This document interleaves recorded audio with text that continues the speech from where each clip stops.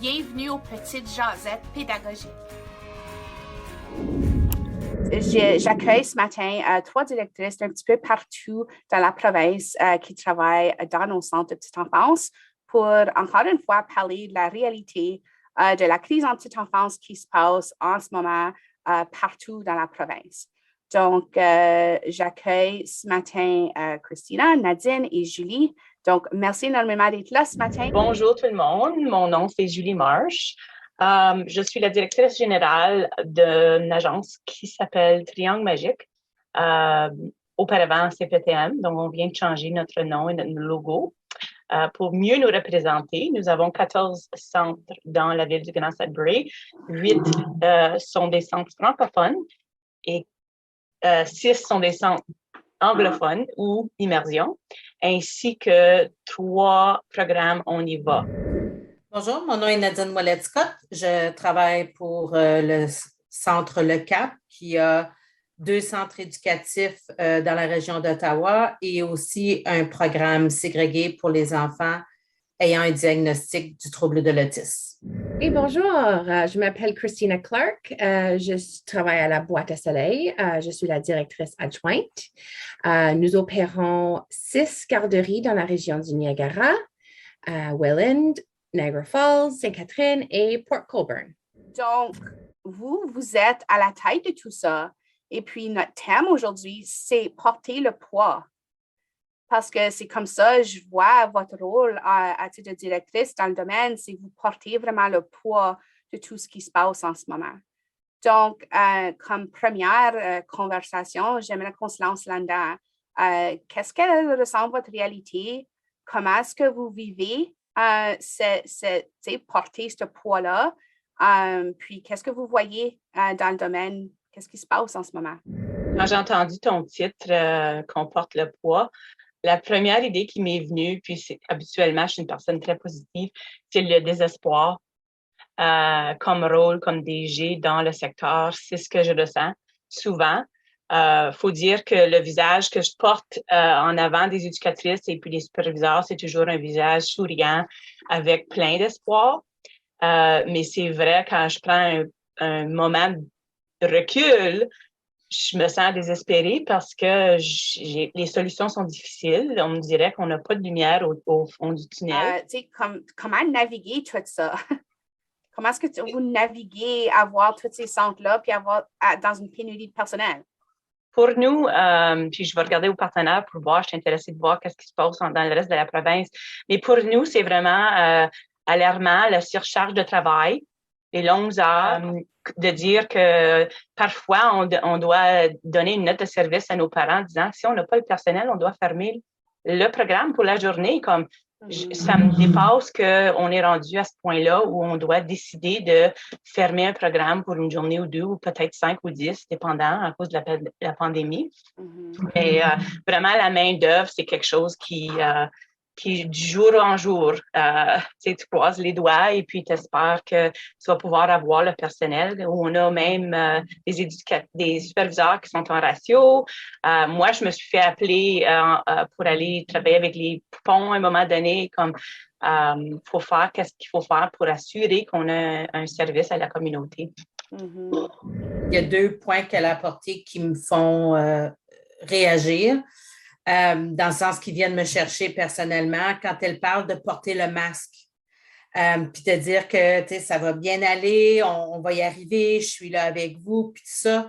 C'est qu'à un moment donné, en tout cas, je vais parler pour moi, le masque, tu ne réussis plus à le porter. Ça devient une lourdeur et ça a un impact sur toi. Alors, parce que veut pas, on travaille en petite enfance parce qu'on est là pour... parce qu'on veut travailler avec la communauté, on veut travailler avec les enfants, les familles. Puis, il me semble que tu gères toujours des choses qui ne vont pas bien. Quand, dans les services à l'enfance, tu as toujours la base initiale, c'est d'appuyer puis de construire sur ce qui va bien. Puis alors, tu te retrouves à être un gestionnaire en santé, en éducation, la loi qui change tout le temps. Fait que porter ce masque-là, puis d'être capable d'un moment donné l'enlever, puis quand tu l'enlèves, c'est qui écope? C'est ta famille, c'est toi, c'est tout ça. Fait que ça, c'est un des éléments. Beaucoup de gens ont choisi de quitter le domaine parce que c'était plus facile de aller pour un travail dans différents milieux. Il y en a qui ont dû quitter aussi parce qu'ils étaient jeunes, parents de jeunes enfants ou il y avait des enfants à la maison parce que les écoles étaient en virtuel. Alors, comment tu appuies ton équipe et tu essaies de les encadrer puis de les encourager à rester? C'était un grand défi. Aussi, l'aspect que nous, on a fait comme ce qu'on appelle le schéma ABC d'urgence.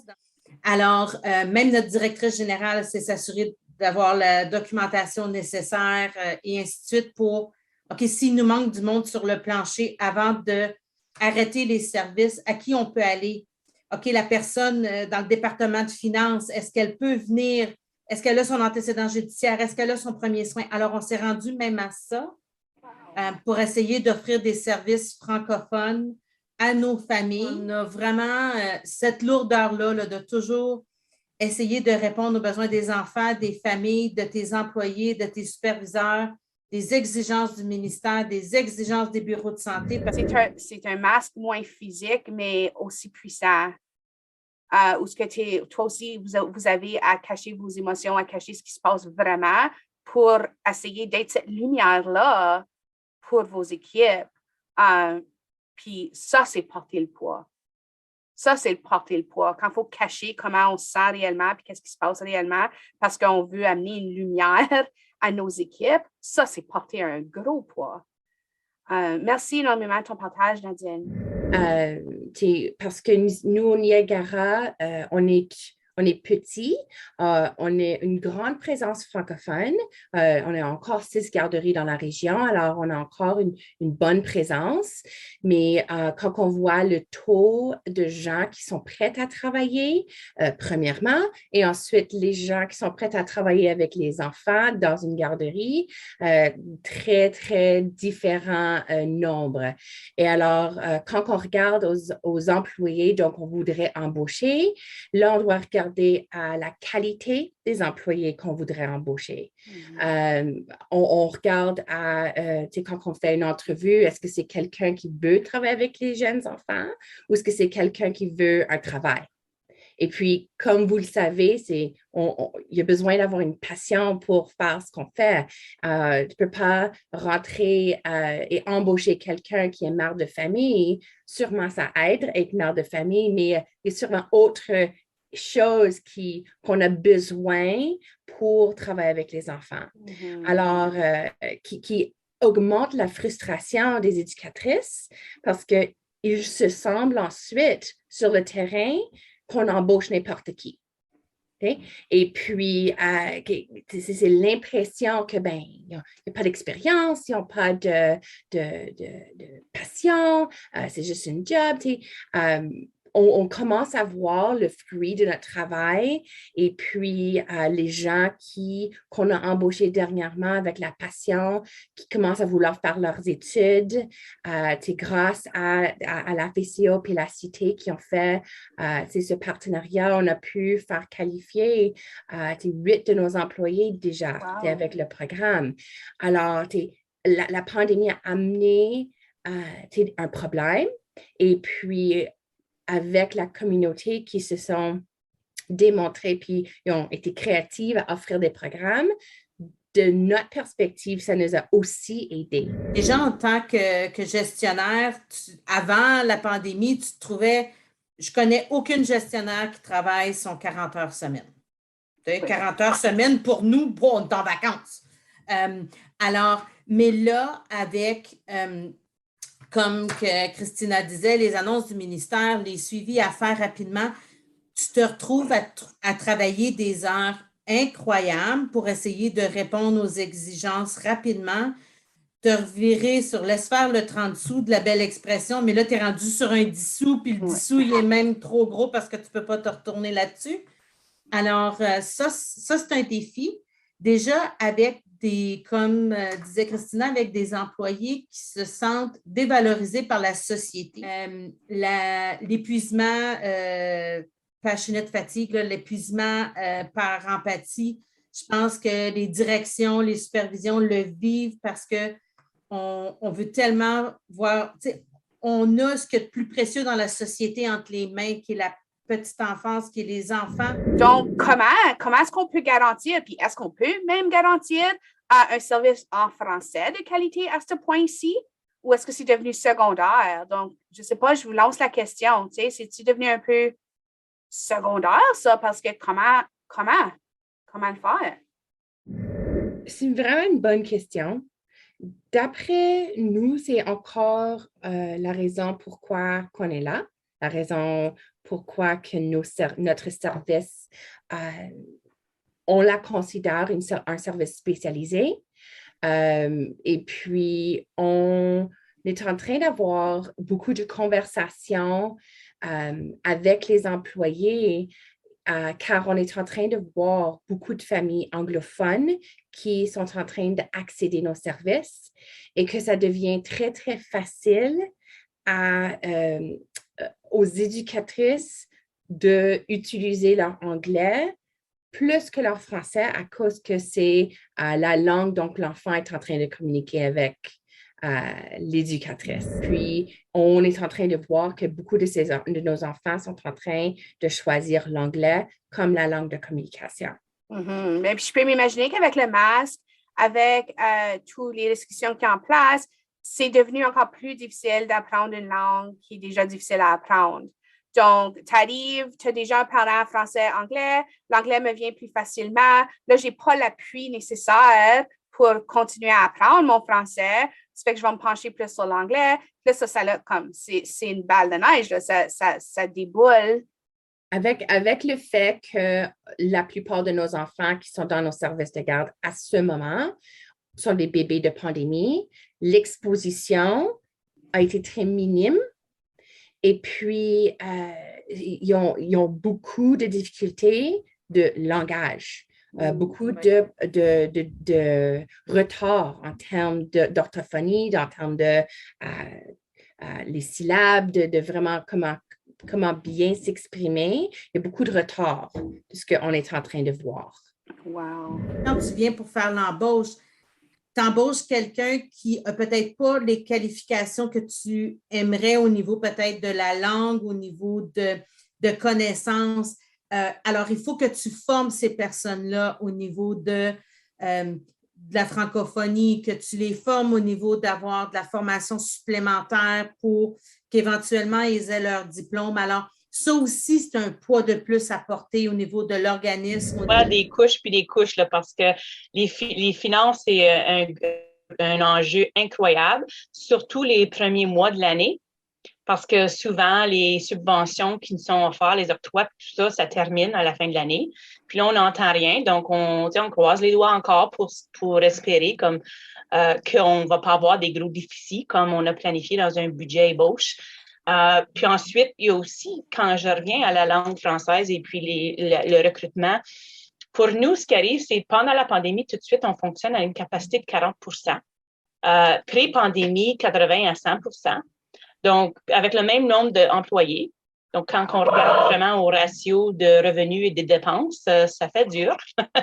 Et puis, ça, c'est ce qui me porte aussi comme DG, c'est vraiment l'aspect financier. Puis, jamais que je voudrais que les éducatrices portent ça parce qu'elles en ont assez à porter. Un autre enjeu, une grande liste d'attente d'enfants, de familles qui n'ont pas de service parce qu'on n'a pas la main-d'œuvre pour pouvoir les accepter. Donc, c'est comme une lisière après l'autre, là, du financement, de la langue, ensuite des places pour les familles.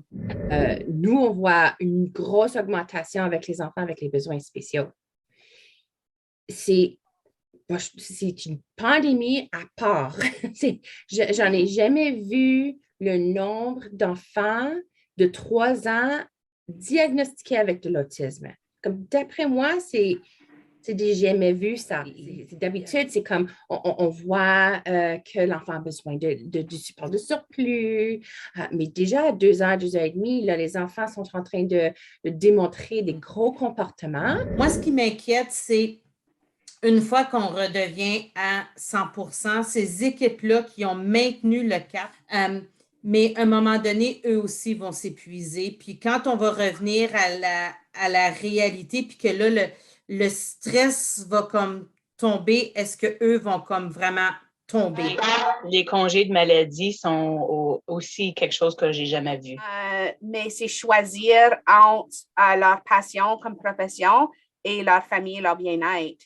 C'est jamais un choix que tu devrais avoir besoin de faire. Si je lâche la balle, il n'y a personne là pour la ramasser. Il n'y a personne là à faire ce qui a besoin d'être fait derrière nous. Fait parce que j'adore ce que je fais. C'est pour ça que c'est important de collectivement redéfinir la valeur de la profession. C'est quelque chose vraiment qu'il faut continuer. Puis j'apprécie tellement qu'on se parle de vraies choses, puis il ne faut pas lâcher ça. Non, il ne faut pas lâcher ça. Donc, malheureusement, on a dû fermer 2 de nos centres. Avant, c'était des centres qui avaient peut-être, je dirais, 5 à 6 groupes parascolaires, puis maintenant, il y en a 1 ou 2. Donc, c'est vraiment, quand on pense on a perdu environ 40% de nos programmes. C'est beaucoup. Ces programmes avant et après l'école, ça, c'est votre pain, votre beurre. Là. C'est comment on fait de l'argent en petite enfance. Mais comment? Quelles sont des étapes, des stratégies, des suggestions qu'on a pour comment sortir de cette crise-là, puis comment commencer à voir la lumière au bout de ce tunnel infini-là qu'on a mentionné à quelques reprises. Donc, le réseautage que tu fais tout de suite, Mélanie, là, comme lâche pas. Donc, chapeau bas à toi parce que c'est comme ça qu'on va s'en sortir. On est à la base des ce que la société va être dans le futur. On le parle, problème de langage, problèmes émotifs, problèmes sociaux, ça va tout apparaître ça, dans les prochaines années. Oui. On en parle régulièrement. Les gens ne nous voient pas comme des professionnels dans le développement de l'enfant au niveau de notre expertise, qu'on le sait que la génération qui s'en vient va avoir ces défis-là. Alors, ils ne nous donnent pas les outils au niveau de appui pour le personnel, les conditions de travail, le salaire, pour nous permettre à nous, les directions, de l'offrir à nos employés pour qu'on puisse garder une clientèle d'employés qui vont être capables de continuer à appuyer ces enfants-là pour notre société future. Parce qu'on veut continuer à se battre pour nos employés, mais il ne faut pas se le cacher, on est épuisé. C'est évident que oui, vous portez le poids. Vous portez le poids de tout ça. J'admire votre ténacité, vous avez souvent fini vos phrases avec « oui, ça va mal, ça va mal », mais on continue et on persévère puis je vous admire tellement pour ça. Je vous souhaite courage dans la continuation de cette crise en petite enfance. Puis on espère que ces témoignages-là aujourd'hui vont faire écho, porter à amener des changements dans le domaine. Donc, merci énormément. Moi, toi,